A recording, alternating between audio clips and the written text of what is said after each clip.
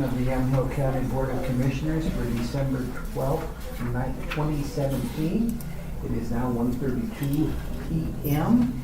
and we'll get started here with work session, and I am not.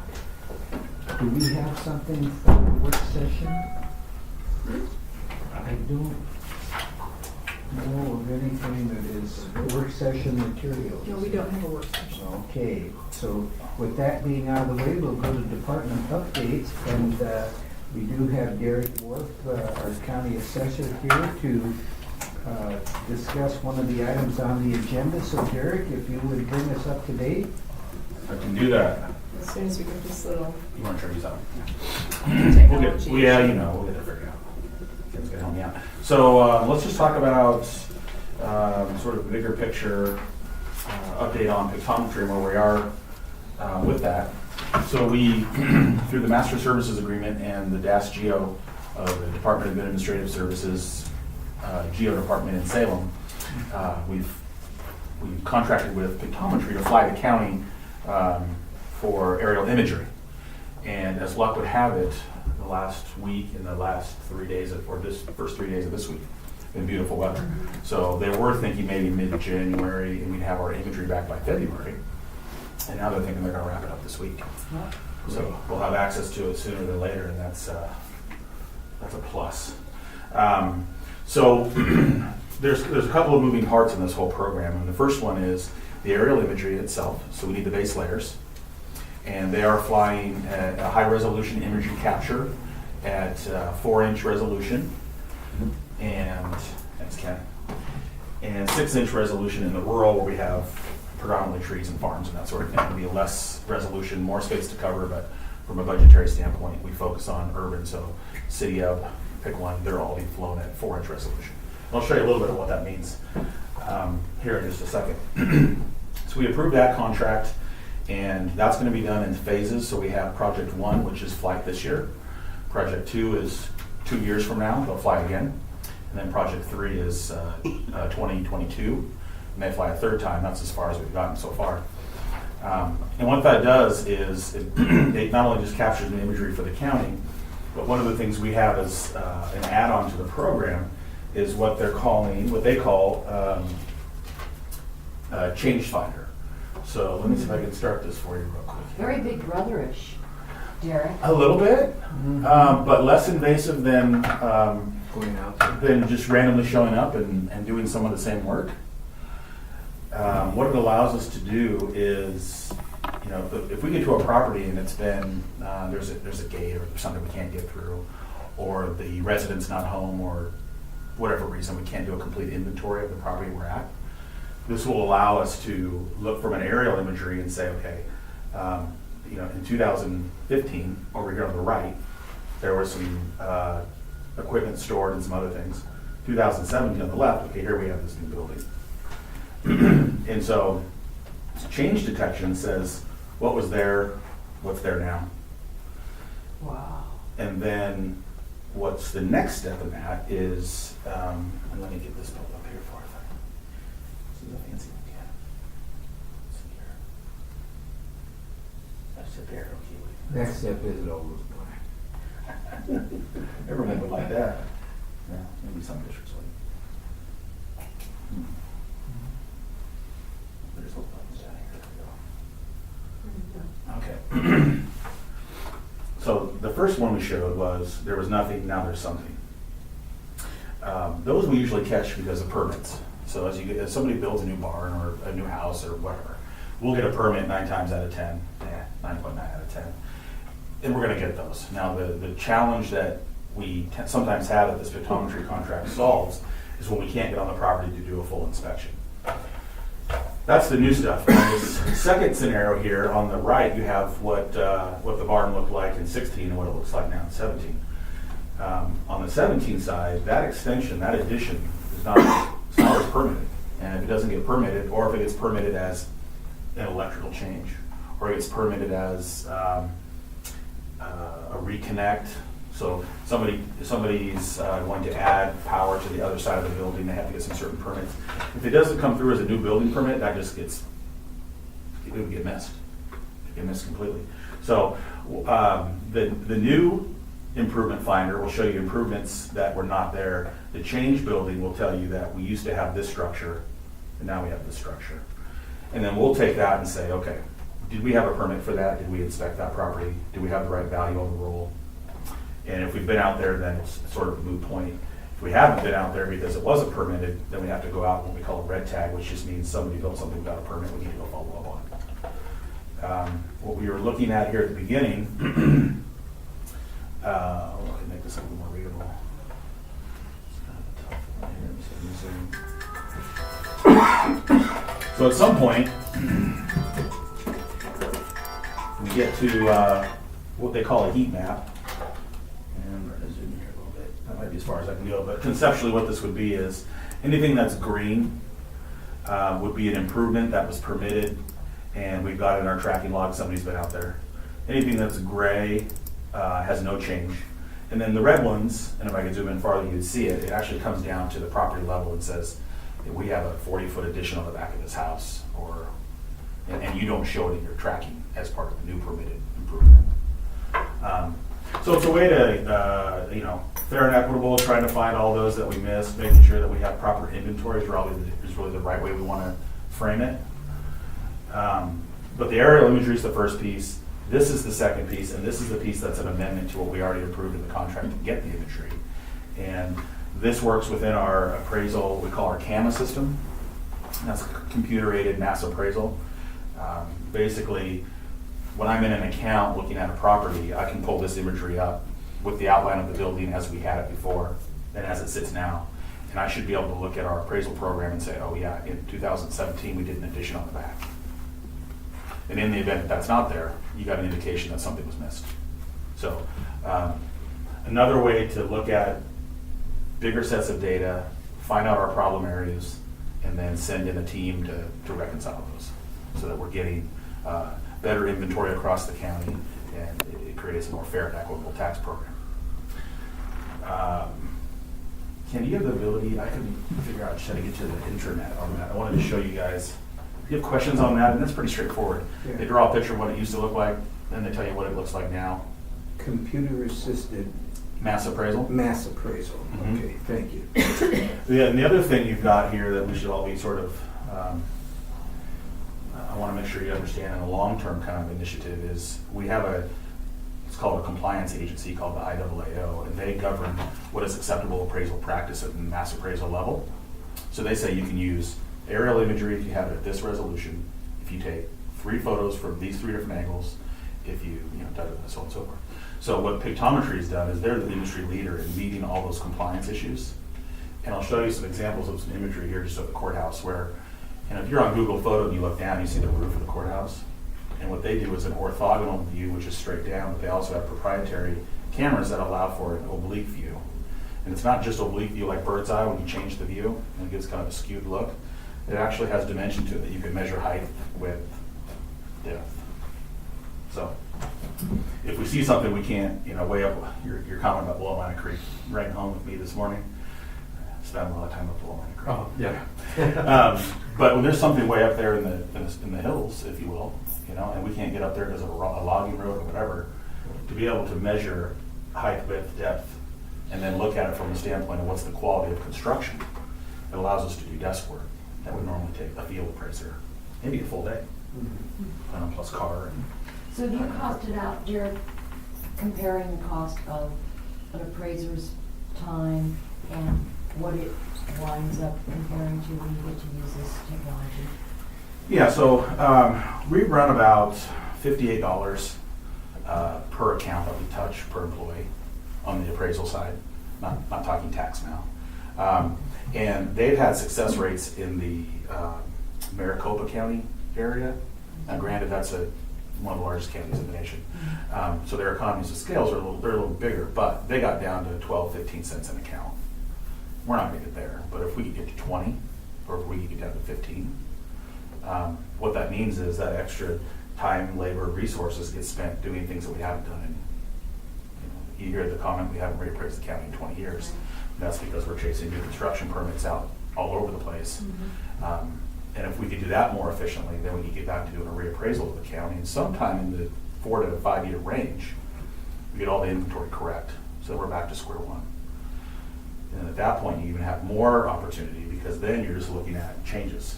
Once you know you have everything the way you're supposed to have it, or at least since the last time you were there, that wasn't 30 years ago, you can start looking at just changes year over year. That's really where you start to see you reap the benefit, because it's not a staff of 10 appraisers, it's something different. It's doing desk appraisal work and verifying inventory that way. So a lot of potential upside eventually. In the short run, we've got to do some cleanup to our inventory before we get much farther, really. And this integrates seamlessly with our new computer system so that we can utilize this without taking the time to reload it. Right, so last week on the agenda, we had the pictometry tab. And what that was is taking all of this and infusing it into our TAMA program.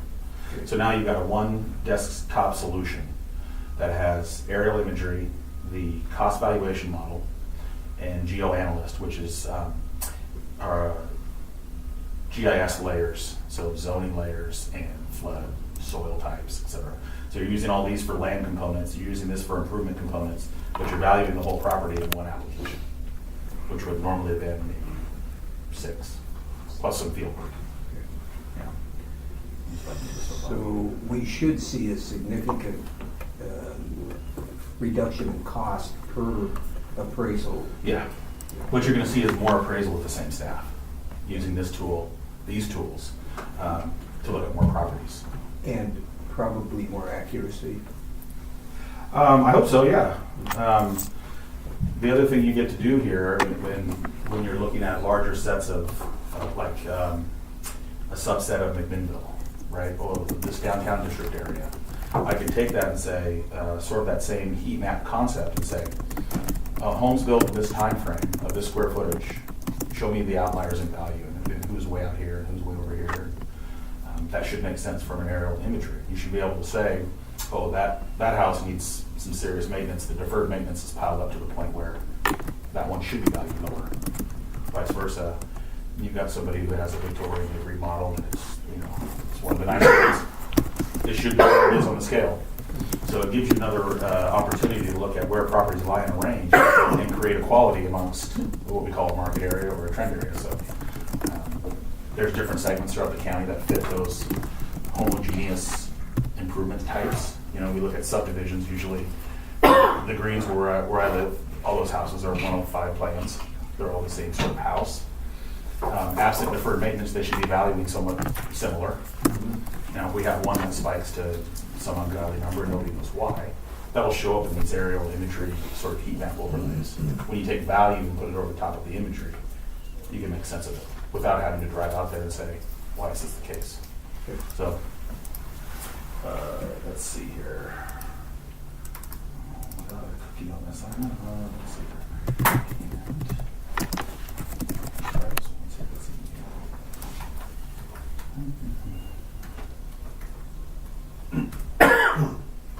Of course. I wonder if I can. I wanted to show you the imagery that we've got piling up for us already. Just that. You store it on your PC and you don't think you're going to need anything. One more time.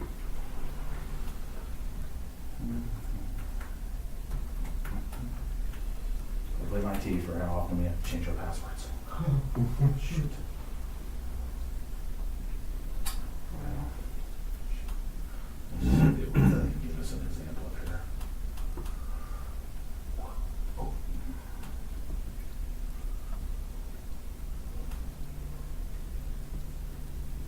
Going back. Right back up.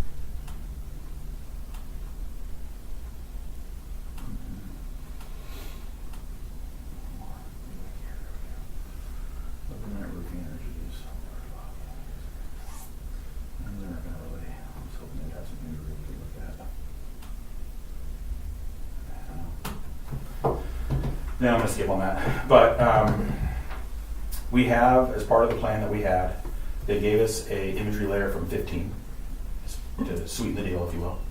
They're flying, I should say 15 and 16. Newark was 16, Mac was the late 15. And then the surrounding areas were sort of gapped in between. And then they are flying and finishing our flight this week, and hopefully by Saturday. So with Changefinder, what we'll be looking at is what did we have in late 16, and what do we have 1/1 of 18, and then we will make sure that anything that shows up is omitted or not accounted for in the permits, that we schedule that for inspection, or if we can from the imagery that we have, do it from the desk. So it's sort of the final piece that's bringing all this together. It's putting the imagery and the GIS together so we can lay information over imagery and then putting it into our CAMA system, and then using the tools within CAMA to start looking at bigger data sets with a mindset of we got to get our inventory right. And that's what this is really all about, is trying to get inventory correct so that we can move forward with appraisals that are touching everybody and not just those people who take out permits. Computer-assisted mass appraisal system. There you go, CAMA. It's our CAMA. Okay. So questions on that? I wish I could have shown you the pictometry. Maybe I can from here. I just pull up the internet. Okay, I'll give you yours back here. I just pull it out. Yeah. Let's see here. If you went to our products on there, would you have to sign in to see those on your Eagle View? We have our own logins already, so that's why I was hoping and maybe mine will pop up on this one. We should just be defaulting in the name and the password. But the difference in resolution and clarity and what they're capturing versus what you get with Google Earth or just Google Maps or whatever you're doing, it's not even really comparable. I mean, they're just doing something completely different. So what do you do when because sometimes if you look at your property and it's at Google Maps, you'll just see trees, you won't see any dwelling. Does this technology allow you to see something that's under a canopy? Through the trees. Through the trees? It does, well, we do two things. One, we choose our flight times when leaves are off. So besides an evergreen tree, everything else doesn't have leaves right now. And then on the evergreen ones, what we end up finding is, with this oblique imagery, when you can turn the imagery sideways, you can get below 12 feet. 12 feet is about the best we can do. So if the tree cover goes below 12 feet, then we're not going to see below that. But really, I would say somewhere in the 90% range is improvements that we can capture because of urban and because of rural improvements on farm ground. There's not a lot that's buried in the trees. There are some homesteads, but they have usually a space cut out, for the 1 acre home site. Maybe the septic needs to be cleared out so you don't have trees on top of that. And if they can get a flight path over it looking back, so maybe instead of having 4 angles of oblique, you only have 1 or 2. But when the tree level gets below 10, 12 feet, you don't see much in terms of what you can measure. You can still see it. But one of the tools that we really want to take advantage of is the idea that we can measure from the desk. We can measure how big the GPP is, or how tall the roof is, or that sort of thing. Let me see if I can just do here. A general purpose building, farm buildings. You gotta see the courthouse. It's amazing. And I measured it, and I'm outside and verified. That's a GPB. Yeah. General purpose building. Yeah, pretty much. Now this is. Yeah. The wharf seal. Oh, wait. Sorry, taking time here. Should have this ready to go. We'll have to call that an MPD.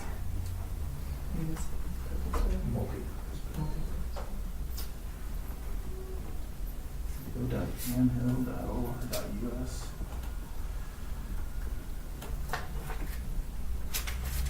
And the other thing is, once we get our flight back, you don't log into this website anymore. We just go to our CAMA.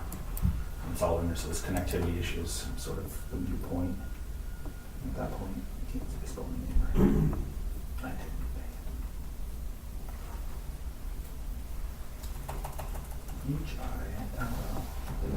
Well, I guess we'll have to have a password workshop. Something. I can feel your pain. I do this every time they ask me for a password. And you, it's like, Unlock what did I it. use? Which one did I use for this thing? Yeah. Well, one of the things we're gonna do for, like Christian and other departments is they're gonna have their own user login and sign in. They can use it for whatever reason. Tim, our Sheriff's Fenton, he'll have it. We'll start to explore the emergency response teams and how they can use it. Right out of the gate, just having centoids on improvements, so they have the geo coordinates for improvements. So when they do that building outline, they can tell you the geolocation of the building. So if you had 300 acres or 200 acres or 50 acres or whatever, and they were calling to respond to something, and the building's in the back part of the lot, and from the road you can't see any improvements. Well, from this you can say, oh, I know we have to go.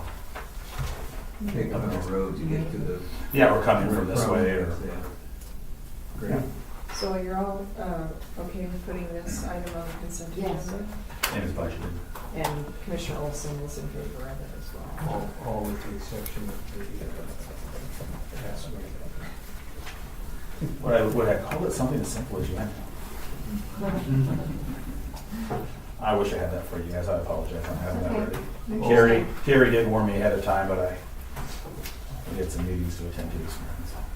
That's good. Interesting. Appreciate the Thank you. update, Yeah. and Thanks for it'll coming. be interesting as you move forward, get your first photos. Yeah, that's a good time to come back and, Maybe come back Do a and give us demo.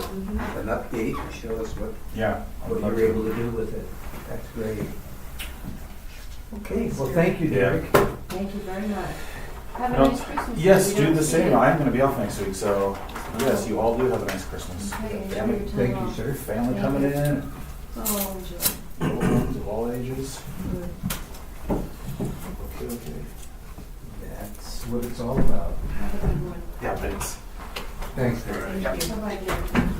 Okay, and the next thing we have on our agenda is preliminary consent agenda for our meeting on Thursday, and that includes the approval of minutes for October 10th special formal session.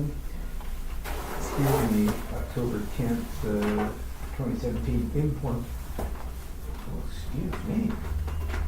October 12th, 2017 open session, November 7th, 2017 informal session, and November 7th, 2017 work session.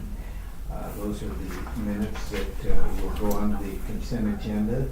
We also have contracts and grants, approve amendment number 2, board order 12-476 to the agreement between Yamhill County Health and Human Services and the Yamhill Community Care Organization effective January 1, 2018 through December 31st, 2020. Approve an amendment to agreement number 31460, board order 17-67 between Yamhill County and State of Oregon Department of Transportation, Rail and Public Transit Division, changing from a category B bus to a category A bus. Is there any discussion on any of those items? Hearing none, then we'll move those to the consent agenda for Thursday. And then I have a non-consent agenda item, and this is consideration of amendment to the aerial imagery services under Department of, and that is what we just went through with Derek, and we have now, if I am correct, moved that to the consent agenda. Right. And Do we have, is Rick? Rick agreed. I talked with him. He's not feeling well today. Oh, so But it's. he agreed that it could go to Okay. consent. I need to let you know that. And if for some reason we had any questions, we can always pull it off the consent agenda Thursday. Sure. If there's any discussion on it, so. But as of right now, it's there for the consent agenda. And then I have on here item E, which would be executive sessions if needed, and I see nothing on here for that. So with that, is The there? only other item we were gonna discuss that isn't on the list is we were gonna talk about potentially some boundaries or policies around foreclosed property. issues. And I think Commissioner Starrett, you had some discussion with Christian about this last week. Correct. I don't know if you want to wait till Rick's back, or if you want to go ahead and have that discussion with just two. What is your recommendation? You can do whatever you like. I mean, you've got a majority here, so if you want to have that conversation. But I know Rick had some, he'd made some statements at some of these local meetings that were part of the, I think, the Prior reason consent. possibly behind why we wanted some policy. So it might help to have him here. I don't know. Well, my only concern is I think we were putting the cart before the horse by making comments publicly about a policy we've not yet had any kind of form to. So I think before we have anybody going out and talking about that there are foreclosed properties and different things, we need to understand how we want to address it, and I think that's something we should. And the discussion we had was in executive session, so we really have to be careful how we move out of executive session and discuss things. So I think it is, we do need to formulate a policy that that we adhere to in regard to our foreclosed properties, and make it very clear what the parameters are for the transmitting of those properties or transferring. Yeah, I think we should have, I think, the larger discussion so that everybody's on the same page. Every commissioner's gonna have a different way of looking at it. I wanted to address the whole concept, of us selling foreclosed properties, and I also wanted to talk about what we are required under the statutes to return to the taxing district, and then also with an unusual property like the Dayton properties, what we would do going forward, and then also we've got another property we've been talking about in McMinnville for a youth outreach center. So it's a big discussion, but I think the longer we go without having it, the more we have. We run into problems, so I could agree with you more, Commissioner Starrett, and I think that it's important that we schedule this for a workshop, work session. I mean, unless it's something that you might want to discuss at formal on Thursday, when easier. Or would it make sense for us to bring an outline to you at a future work session, and that can be a starting point for your discussion? I Some think, bullets that we think might be helpful. I think looking at the ORSs give us authority to do, and how we could utilize those properties, and just start from there as a parameter. That's pretty simple, and Well, there's a number of things you can do. It doesn't really dictate exactly what, or the value at which you sell the property, but it does dictate is what you have to do with the proceeds. Yeah. But it doesn't say that you have to sell them for market value. I think the biggest thing, for me anyway, it's getting them back on the tax rolls if it's property that Yeah. would, I mean, we want to benefit the county to the greatest extent possible. Yeah. And so we've got properties out there that do have some value, and we own them. The quicker we get them back into the pool of Yeah. generating property tax, not only for us, but for the special districts, I think that's a piece And that I we can need tell to be you what our cognizant past of. practice has been, which is basically when we have them, we'll hold an auction, and unless the county wants to hold on to the properties for a particular reason, if it's adjacent to a right-of-way or makes sense because it's adjacent to another piece of county-owned property that you might want to utilize for a park or open space, it's been to auction them, and then if we have interest from private parties, if it's not bought at auction, then we look at private sales. So, that's sort of been the way we've handled it. I think what Commissioner Starrett, was also looking at wanting to discuss was, does the county want to play a role in encouraging the use of some of these foreclosed properties for affordable housing, workforce housing, or not? Or do we want to do what you just said? Be sort of neutral, auction them, and let the market decide whether or not that's the best and highest use of the property, So there are or a couple- striking that balance. I think I'd like to start with the whole statute. And this is a bigger picture and a philosophical discussion that I don't know whether we have now. But, Oregon is only one of a handful of states that basically take the net proceeds of the sale of a foreclosed property and not just make the tax debt whole, but they then take the rest of the profits. So I look at that as a taking. I look at that as a asset forfeiture. So for instance, if other states, and we're only one of a few, that will take the equity in a home instead of just what is owed to the district based on the tax, we're taking the equity in someone's home. We're not just taking what is owed to us for taxes. So if we've got a property that's got $200,000 worth of equity, and we have $16,000 owed to us, to the taxing districts, we take not only the $16,000, but we take the rest of the money. Well, we take the entire property, Correct. correct, through the foreclosure process. Correct. And I don't know how other states do it, but that is the same as But banks would do it. It's through a judicial. four-year process. If you've I got understand that. $200,000 of equity in a property and you owe $16,000 in taxes, you're gonna find a way of utilizing that equity to pay those taxes I understand, and retain your Commissioner. property. That's not my point. My point is that that when you take, for instance, not only the taxes, fees, administrative costs, you take that off the top, it is the equity in someone's home that I don't believe we have the right to. So if you want to, it's being. You wanna write a check to those people for that. I want to difference. take what is owed to the taxing districts. I want to take what is owed to us for administrative costs, but I don't want to take the equity that does not belong to government. And I think that's, I don't know how we finesse that, whether or not we do have any leeway, because it's what the state's doing. So do we have to follow what the state's doing, or do we say in Yamhill County, we're not going to take what doesn't belong to us? There isn't a process set up to do it that way. The only way for us to foreclose on properties is to follow what's laid out in statute. So we don't have a way to say, we'll give you the equity back in your home. No. We just take the whole thing. We follow the statute, and the statute, as Commissioner Prim just mentioned, you have to be behind for 3 years before you get on the list, and then you have 2 years to redeem your property. So, yes, there is the risk that you ultimately could lose the entire property, but it doesn't happen overnight.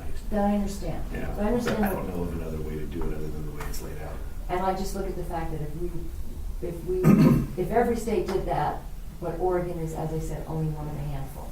So lots of I don't states, know. lots of states are giving the equity back to the property owner. So that's just where I'm coming from. But the other part is that if that is the case, how do we do what is equitable, and that is pay back the taxing districts. That's the first and foremost.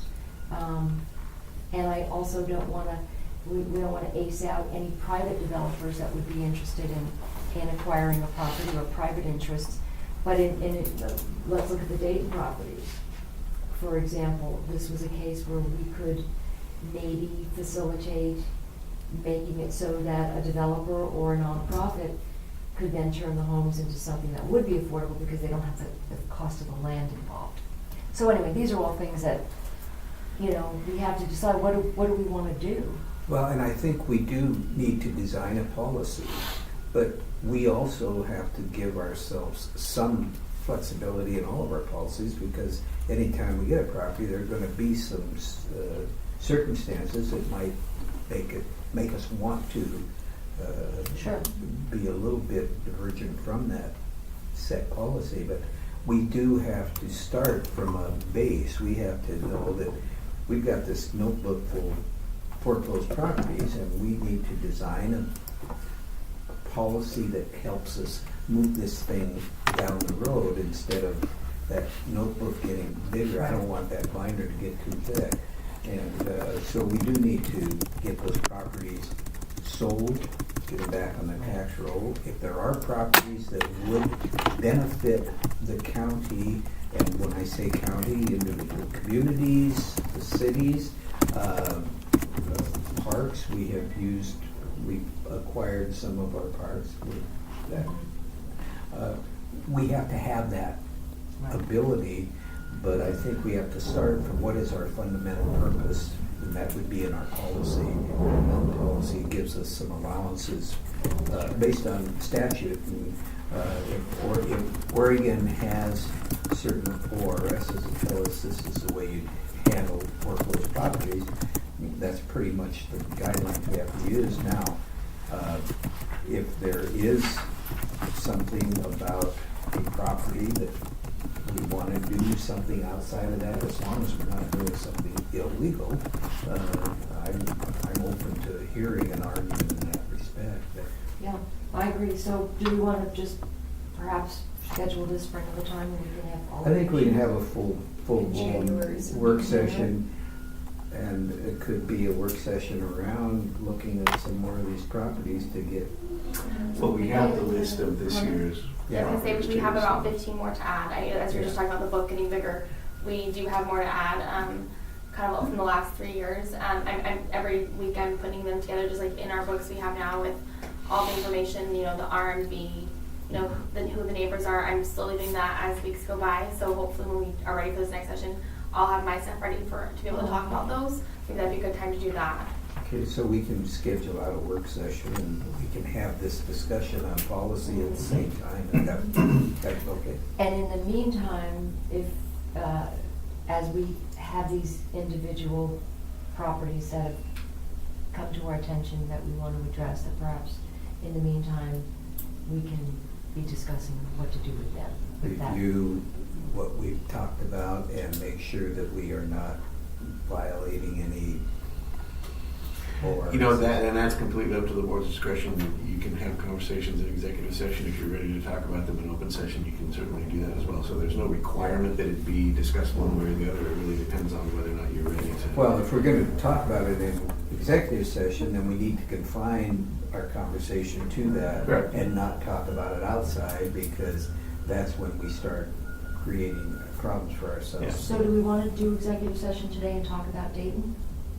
Or no? It's up to you. What's your? If you have some things to talk about, we could. I mean, again, I don't know if you'd want Commissioner Olson to hear that, or we could do it Thursday as well. If you wanted to give them the update then, or we could go into executive session. Are we talking about an Conversation with update folks or that are here. discussing further the direction not we're gonna go policy. with it? This would just be an update. Well, maybe It's we up to should you. wait till Thursday. Nothing's gonna happen between now and Thursday. Okay. Okay, that sounds good. All right. Then with that, if there's nothing further, any updates, Mr. Stewart? Yeah, I was just gonna update you on, the fact that we're continuing our discussions regarding the foreclosed property on Lafayette with, YCAP, and, might be going a different direction there, and also we do have an update on the Dayton properties, and, let me see. I think that's all I have. Okay.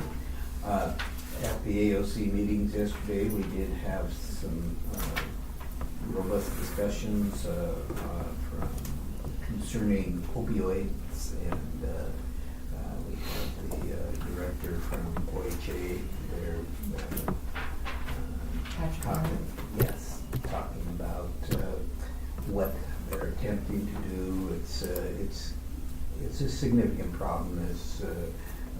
We had the round table here with Representative Polici, and that conversation is now getting moved to the front burner with almost any group that we're meeting with, because it's not improving. Another thing that we talked about was the behavioral health issues from OHA there, and I shared my frustration with the millions of dollars that we're throwing out all over the state, and the problem continues to expand, and those dollars are, in my opinion, there's a lot of waste there, because we're not seeing any results. Maybe occasionally here, if they find a program, this is what I stated yesterday, if they find a program that works, and I know Silas has some great programs here, but then they still throw money all over the state, and then they set up these committees to study what he's doing and see how they can make that work, and it just drives you crazy. And I told him, I'm not speaking as a public official and speaking as a taxpayer. We're really concerned about the way we're approaching this. So anyway, all of these things are rising surface, and I think our connection with the association helps us to at least start consolidating our voice, and we can have some drive in forming new legislation or policy that will address these issues. But anyway, we had some good discussion on transportation and forest practices. So there's a lot of work to do, and I'd love to come back to Yamhill County and know that we're doing several things right when you sit around the table with people from other counties. One of the things is that came up, and our clerk, Brian Van Bergen, had brought this to our attention. It was a House Bill 3357 last legislative session, where they were trying to get a tax increase, and basically it was just to increase the recording fee in any real estate transactions that the clerk does. And they're trying to add to double the document fee from $20 to $40 to offset, to actually take it and give it to affordable housing. But if you look at what that's going to wind up costing, once again, we're just squeezing out the middle class, adding fees to. And the newest ask, the $40 has gone up to 75. So this is per document, and I think that's going to come around. Representative Kenny Geyer is pushing that one, and hopefully, I know I will be suggesting Screaming against it. that we don't do that, because it adds up. Well, and the thing about it is, where it's dealing with real estate transaction fees, the clerk over here, who we are the ones that have to do all the work, we get absolutely nothing. Right. The Realtors Association made certain that any recording fees dealing with real estate transactions, the clerk gets none of that. Mm-hmm. So this is another issue that is, we have to be cognizant of, because it takes time. And it's not just that one-time transaction of transferring a house. It's, a spouse dies, now that you're trying to get title cleared, and all of these different transactions of that same piece of property, and each time you do that, you've got this significant recording fee. So some of these things sound good. We can raise all this money to give to this problem over here, and in the meantime we create 6 others. So we've got to really monitor carefully what's coming out. But anyway, that being said, I appreciate everybody being here today, and with that we will close this meeting.